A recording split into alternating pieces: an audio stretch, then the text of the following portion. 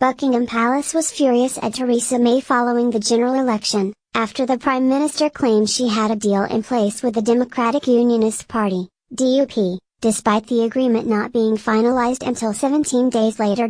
Shocking new detail from Mrs. May's botched attempt at securing her own parliamentary majority have revealed that senior officials in the palace were also dismayed at how the Conservative leader breached protocol in the manner which she revealed she was going to form a government. A new book serialized by the Sunday Times, Fallout, A Year of Political Mayhem, reveals how Mrs. May broke down in tears following widespread condemnation for her failure to secure a majority and her decision not to meet the victims of the Grenfell Tower fire, which occurred a week after the election. Officials from the palace were annoyed about Mrs. May's speech outside Number 10, where she claimed she had formed a government and not that the Queen had asked her to form a government, a Tory peer told the Sunday Times. Theresa May, left, broke down in tears after failing to secure parliamentary majority, and had to have her makeup redone before meeting the Queen.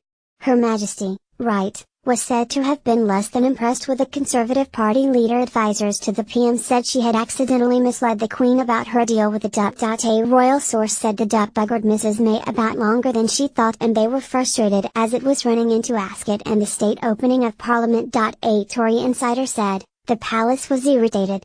They felt that the deal with the DUP hadn't been done. Gavin Barwell, Theresa May's new chief of staff, thought he had assurances that he didn't have. It was also revealed that Mrs. May had to have her makeup redone before she visited the Queen because she had been crying. Her Majesty is said to have not thought highly of her meeting Mrs. May the day after the election and that there was a high degree of uncertainty about whether the Prime Minister would be ousted, a Tory insider said. A source told the Sunday Times, in the private audiences between the Queen and Mrs. May, I don't think the Queen finds Mrs. May any easier company than anyone else.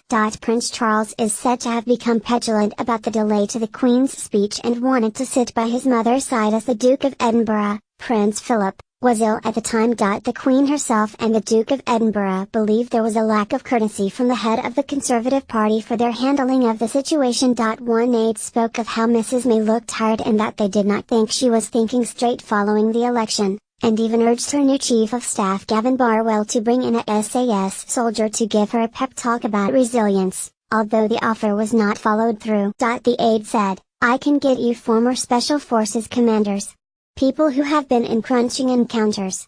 They will realize it is in the national interest to keep her on track and keep her going.